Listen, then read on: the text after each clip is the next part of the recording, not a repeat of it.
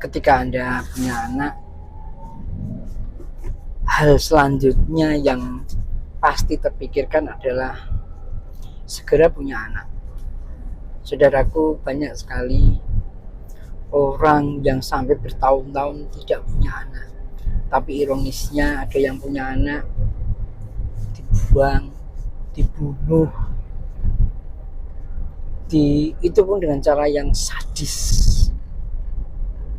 Dibungkus plastik, taruh di tempat sampah. Subhanallah, sungguh tega orang yang kayak gitu. Dan biasanya dari sekian peristiwa adalah mereka yang hamil di luar nikah. Teman-teman, ketika kemudian sudah punya anak, tentu Anda akan punya masalah baru. Anda harus menghormat anak, mandikan, nyawii, ibunya nyusui. Ada banyak ibu yang tidak mau nyusui, takut payudaranya rusak, gak seksi lagi. Nyusui itu 2 bulan, teman-teman. Kalau Anda kurang dari 2 bulan, maka Anda punya utang. Bahkan beberapa kasus membuktikan yang nyusui kurang 2 bulan, maka dia berpotensi terkena kanker payudara. Adik saya meninggal kena kanker payudara karena proses menyusuinya kurang 2 bulan.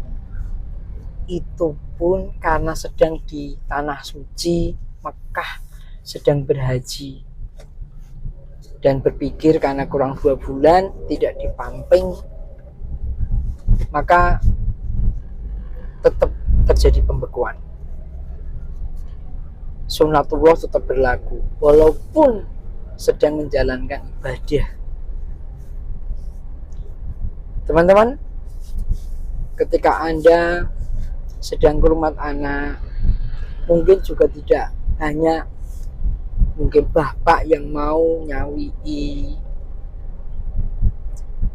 kemudian mandikan dengan alasan kerja, dengan alasan itu pekerjaannya wanita, dengan alasan banyak lagi. Sesuatu yang didapat saya alami ketika kita sedang ngopeni anak, bersama anak, maka asik aja, tapi begitu selesai ternyata baru capeknya muncul. Artinya begitu Anda pengen santai, pengen punya power, selalulah bersama anak, biar power itu selalu ada. Karena begitu Anda sudah selesai, biasanya capeknya baru muncul, terus lemoh.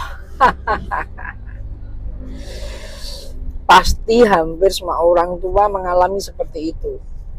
Karena power anak itu luar biasa. Kita lagi pergi kerja misalnya, pergi jauh, rasanya ndang pengen pulang. Karena begitu pulang ketemu anak itu capek hilang. Tapi juga bisa jadi karena mungkin begitu anak sudah mulai rewel, kan tidak selamanya anak itu nyenengin rewel, kita ya jadi males uring-uringan, sehingga banyak kemudian orang tua itu yang punya rewang, jadi anak apa jenenge anak pelayan.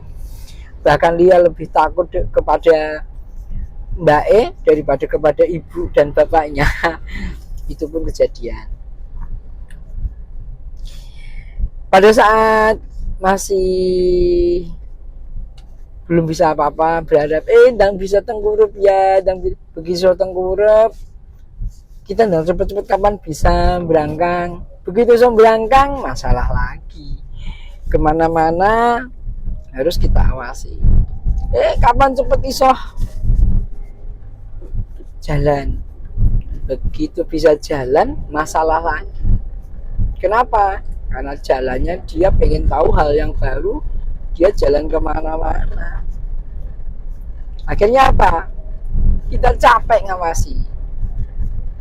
Tapi sekali lagi teman-teman, begitu kita mendampingi mereka dengan sepenuh hati, kita ini sedang bercocok tanam, menuai benih investasi surga.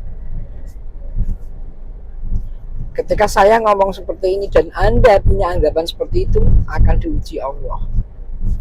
Bener nggak sih kamu ngomong kayak gitu? Gombal gitu ya mungkin ya. Ayo buktikan kata-katamu. Ketika anak sudah mulai bisa dolan, mungkin akan mulai terlena, lupa mandi, lupa makan, karena punya temen yang seru. Di situ kemudian timbul masalah lagi. Kita marah karena randang tulang. Tapi begitulah, ngopeni anak itu seperti itu. Openilah anakmu, maka suatu saat nanti kamu akan tentu diopeni pada saatnya nanti. Jadi ada sebuah cerita ya, ketika seorang bapak akan membawa orang tuanya, bayi, cucu gitu, membuang orang tuanya dan membawa kurungan. Kemudian anak ini bertanya cucu, Pak ini mau kemana? Kakek mau dibuang karena sudah tidak produktif, tidak bisa kerja, ngerepotin aja. Nah, ini kurungannya untuk apa? Ini untuk ngurungi sembah.